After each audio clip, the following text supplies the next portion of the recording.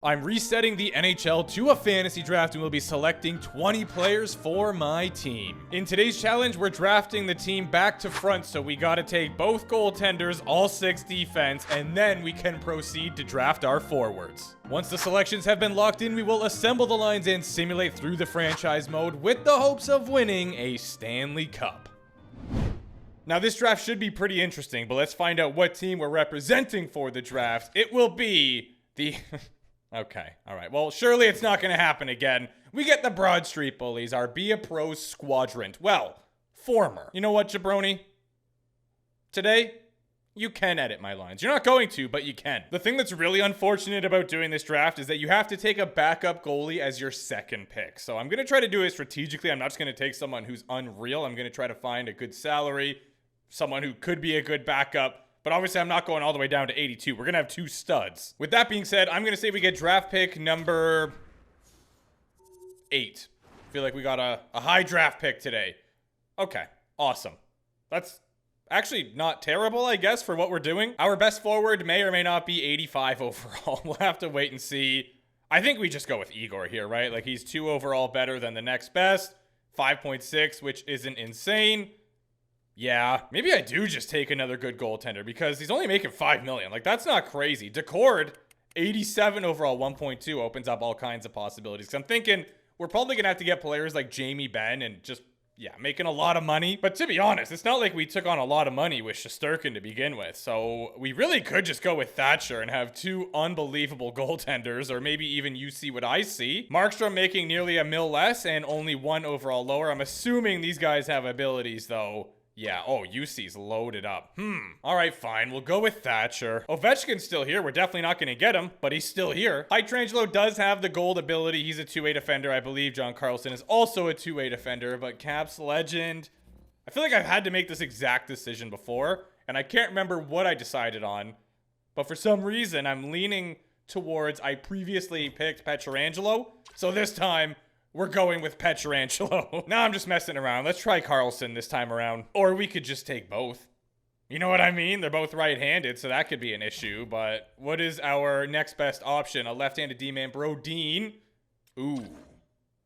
He's only 1 overall lower, actually. He doesn't have a gold either. No, he won't still be there by the time. Yeah, I want the top pair to be really good, so let's go with Brodin. Now for our second defensive pair, what do we do here? Ekholm would be solid. Matheson, Matheson and Ekholm could be good together because I feel like Matheson is more offensive oriented, whereas Ekholm is not. What about Pelech? He's got gold. I like gold.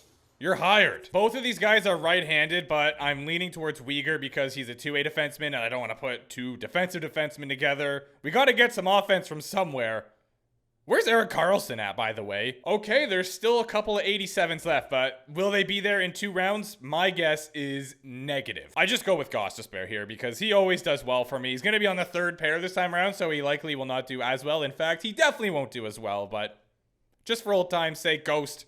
Here we go. And you can play with Tanger because why not? Or maybe, I don't know. We'll have to wait and see. Maybe one of them will be up on the 2nd pair. The overalls are all right there. Yeah, Tyler Seguin was another guy I was thinking of that we'll probably end up having to take. So what's the damage done? We have $42 million of cap space left, so we can pretty much draft whatever forwards we want. We can get an 87 overall here with Zook. Does he have abilities? He does have 2. A playmaker. Yeah, we just do that, I think. Gonna be drafting a retirement home 2.0. Claude Giroux is another playmaker. Yeah, centerman. I think we have to do it, though. Eberle is a sniper. He could be our first line sniper. Well. No, I'm going with Eberle first, because I feel like there's a better chance Giroux will still be there. We can afford this guy. Logan Couture. I honestly don't know if he'll get drafted, so we can probably wait on him. Maybe. Turbo all the way down here, 84 overall. He has an ability, another playmaker. I don't want to risk it. I do really want Jamie Benn on this team, so I'm just going to scoop him up now while he's still here. And I forgot we pretty much have back-to-back picks, so who do I take next? I'm leaning towards Chris Kreider, who may have an ability. No, another power forward, though. Couture also no abilities. Anders Lee, similar situation, but he's making $500K more. Frankie V's a sniper. What to do? Will Frank still be there? Probably not. Will Lee or Kreider still be there? I'm going to say there's a better chance. So we're taking Frank now to be our second line sniper. Yeah, there we go. Anders Lee's still here. And so is Logan Couture. Oh, actually, we are starting to eat up that salary cap. How did that happen? Do we go with Anders Lee or do we go with Couture then? Because he's only got 75 faceoffs. We're going Lee. He's on a great contract. Stefan Nason. 2.784 overall. I think we absolutely send that. We need guys to win draws, and he can do that. Jordan Stahl, nearly making $3 million, but he's got 89 faceoffs. Sure, he's pretty old, but we got to do what we got to do at this point, you know? And with that being said, I'm really starting to wish I took Gus Bus, because that few million could really help us out right now. We got to start budgeting big time. We've got 7 million left, and we still have 5 players to go. Another centerman, 79 isn't terrible for Laurel Gord. Again, if you get that reference, shout out you. But anyway, that is not really an option. We have to take him. Another player that we just have to take, Gus Nyquist, 1.5 million. He is a playmaker, which I don't love, but we are, like I said, taking whatever we can at the moment because we have to. Don't worry, guys. I got this. Sorting by physicality, Ryan Reeves, 75. Colasar at 80 and 1.4. That looks phenomenal. Yeah. And then I would love to try and get Rempe as well. Another centerman. We need him. I assume a lot of these guys aren't going to go until after the 20 mark, so we can probably wait on them. But Rempe is going to be our next selection. Fourth line. Gonna be terrifying. Delorier is huge. We need a left winger. He's 78 overall, 1.7 fits us right within the cap. I think that we actually pulled off a wild one here. I like this team. Also, the final countdown is just blasting into my ear sockets right now, and it is firing me vertical. Here are your Broad Street Bullies, the Philadelphia Flyers. I guess we are kind of the Broad Street Bullies with that fourth line. But anyway, our first 2 picks, Shesterkin and Demko. Wow. Defensively, we're going to be unreal. We might be able to just win games like 1-2-0. Connor Stokes, what's up, pal? I'm going to give you a season goal. Just kidding, I'm not going to do this. Way too much work. I'll just give you the +10, hands off. That draft was so easy, and I kind of feel like I needed that after all the wheel-spinning ones. They want Eberle and Vetrano to be on the same line, which I do not agree with. Anders Lee is left wing / center. I did not see that. He's got 78 faceoffs, which is actually very respectable. Ooh. What do we do here? I think this is the move. Jamie Benn can be on the second line. We'll have Zuccarello, Lee, and Eberle as our first. Wow, this offense is something, I'll tell you that. We do have 2 second line forwards here, which is awesome. I think we only got 1 first line, though, which is Matt Zuccarello. And then, oh, wow, he's a third line forward. These guys should all be okay to be on. Maybe Colasar isn't. Oh, I love that. Defensively, we are insane. They want Letang all the way up on the first? No. We're playing Carlson and Brodin together. That is craziness. Uyghur, Letang. Yeah, Pellick, you're getting moved up. Okay, I like that a lot more. I give Jabroni 1 chance to cook, and he gives me rotten eggs. Oh my word, look at this tandem.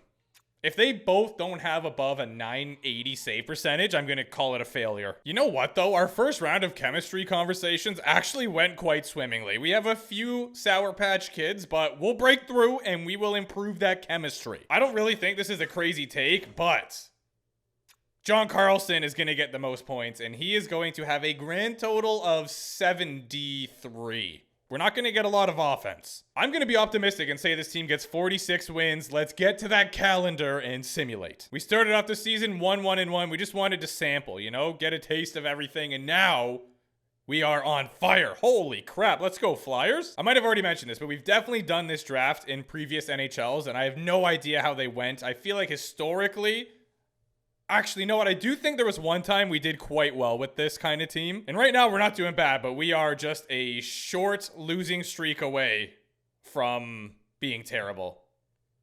I don't think we're going to do that, though. Let's go. Come on, boys. Keep it up. After the first 2 months, we are second in the Metropolitan Division. It is obviously pretty tight right now, but we're still early, so lots is going to change. Are we just sick? It's really starting to look that way. Oh my word, the Flyers 28-5, not 28-5. You know what I mean.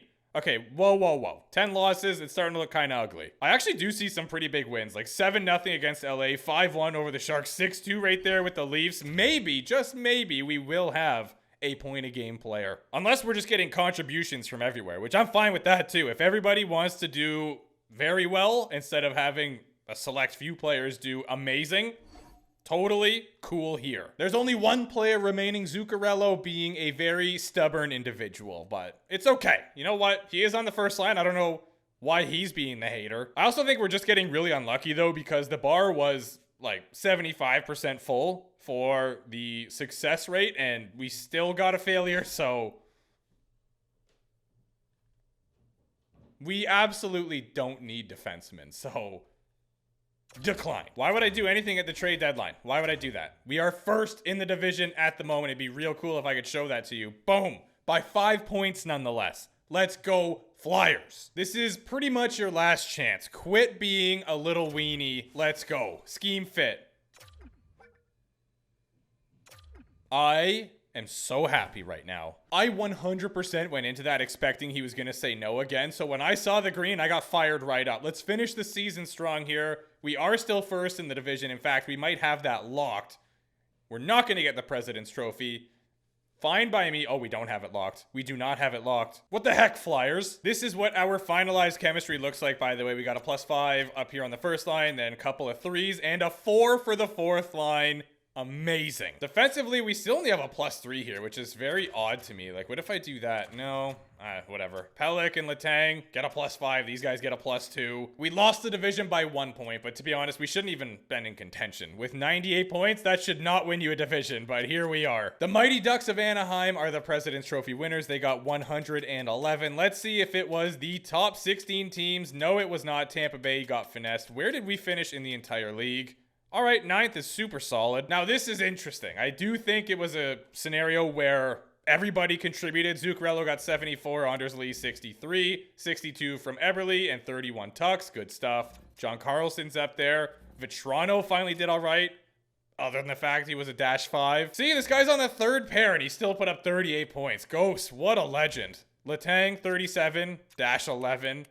Okay, something's got to give. For some reason, the second line and the second D pair, not cooking. I mean, yeah, this is realistically what I kind of expected. Both goaltenders did well. 914 for Igor, 921 for Demko. The league leader for wins is Decord on the Big Bad Bruins. He had a 924 save percentage. Holy, I speak broken English. He did so good that it made me trip over my own words. He also got 8 shutouts, so good for you, Joey. Ladies and gentlemen, let's play a game. It is not Cale Makar. We got Quinnathan Hughes, 92 points for the Isles, and then it drops all the way down to 73. Almost a 20-point drop off. Actually, let's play a game called Where is Cale Makar? Anyone find him? Oh, there he is. Yikes. For the Toronto Maple Leafs, David Pasternak had 116. He will be your league leader. Kyle Connor and Nate Doggy Dog hot on his tail, though. That's crazy. I think it's safe to assume that he wins the Rocket Richard with 68 goals. Here's your President's Trophy winning Anaheim Ducks, and the very first thing I notice is that Patrick Kane is down there on the fourth line with PLD as well. But they do have Jake and Bake, Thomas, and Reinhart, so that's good. Marchessault, Sorelli, Rodriguez, good stuff. Ooh. Not solid on defense, though. They got McCabe and Hronik, which is decent. DeMello, Schmidt as the second pair. Zamula, Ruda. I don't know, worked for him. And they have Linus Allmark tending the goal, backed up by Comrie. What's interesting about this is that it's the Battle of Pennsylvania, so there might be some bloodshed here. Philip Forsberg, 89, playing with Sidney the Kidney. They brought him back. Can you blame them? And Raquel, who I believe is also on the Penguins, or maybe he got traded. He definitely was. They have my boy Connor McMichael with Sean Monahan and Rome. And then, ooh, Riley Smith and Trevor Moore on the third line. That's kind of scary. Very good on the left side for defense. Darlene Sandheim and Shea. And then they've got Severson for the right, but then it's just a cliff. Oh yeah, look who they have in net. The man who I was this close to taking. Everybody knows the rules. First 3 games. Let's see how we fare against the Pity Pens in the Battle of Pennsylvania. Come on, Philadelphia. That's not a good start. Overtime L. Let's bounce back with a win here. Okay, good stuff. And, oh, that's not good. Okay, well, if we lose one more, I'm going to shift the lines up a little bit. like that. Something isn't working on this, so I'm going to move Stahl up to the second line. Hopefully he can win some draws and help that line. Defensively, these guys were a +5, but they are not getting the job done. So I am moving Pellick down here and Uyghur up. It's do or die now, boys. So I'm just simming right up to game 7 if we even get that far. Or will Pittsburgh? Yeah, they just put us out of our St. Louis, Missouri. That didn't take long. The Stanley Cup final is between the Vancouver Canucks and the Ottawa Senators. Once again, Gary Bettman is hating every second of this, but we got Quinton Byfield, Scheifele, and Laine. They brought Laine all the way back. Interesting. Garland, Deneau, and Laffy Taffy. That's a nice second line. Defensively, they got Yossi and Ekblad, Spurgeon, and Samuelson. Okay, they got some good defense, but they have some okay defense as well. And they're backstopped by Ukko-Pekka.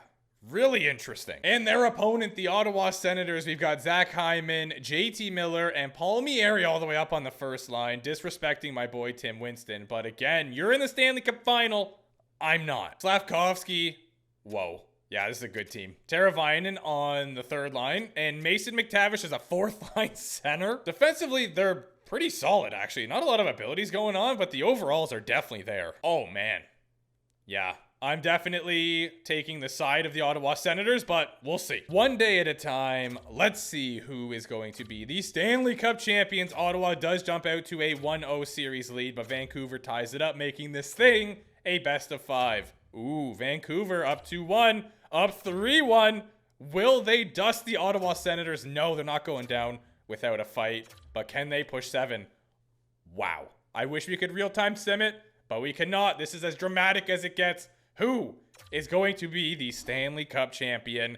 It is the Ottawa Senators. That has to sting for Vancouver because they were 1 win away for a while. Gus Nyquist was point a game. What the heck? Chris Letang had 4 points, but he was a -4. Nason, our first line just didn't do anything. In fact, I'm willing to say that our whole team didn't do anything. Brodin, first pair, 0 points, -1. Bro, Igor did okay, but not for Igor standards. 904 save percentage. Not gonna cut it. Hellebuck had a fairy tale run. They did lose a decent amount of games, but he had 2 shutouts, 922 save percentage. Joey Decord had a 928. He was absolutely insane this simulation. Your defensive leader is a man that I almost took. Again, was very close. Jared Spurgeon, 18 points. We got a trio of 17s with Ekblad, Wallman, and Neal. Pionka. Your Conn Smythe winner will not be Mark Scheifele because they didn't win the Stanley Cup. Actually, it will be JT Miller, most likely. I think so. Here I am out here slandering Kyle Palmieri being a first liner, and he puts up 26 points. Like, all right, cool. Quinton Byfield, point a game. Zach Hyman had his guy 23 points in 22 games. Pasta gets the Art Ross, but Nate Mack splits it up and gets the Hart. Norris goes to Quinn Hughes. No surprises there. He cleared it. Pasta with the Lady Bing. Michkov awarded the Calder on the Golden Knights. JT Miller. Wait, yeah, Joey Decord awarded the Vezina as well as the Jennings. Bill Masterton goes to Sealer. Perrott gets the Jack Adams. Who else would win the Selkie? Who else would do that other than Sidney the Kidney? I'll wait. I'm not going to wait. Nate Mack, Ted Lindsay, and as we saw, Pasta with 68 tucks gets the Rocket. Well, now, of course, we have to do the inverse of this draft, which we'll probably get like Cam Talbot as a goaltender. He might still be there. I don't know, but yeah, we tried. We did make it to the playoffs. We had a great regular season, but unfortunately, once we got to the lofts, just couldn't cut it. If you have draft ideas, be sure to leave them down below. If you could like and subscribe, that would be tremendously appreciated. And I think that this draft might be a little bit better than the front to back draft, but only time will tell. And you just never know with this game.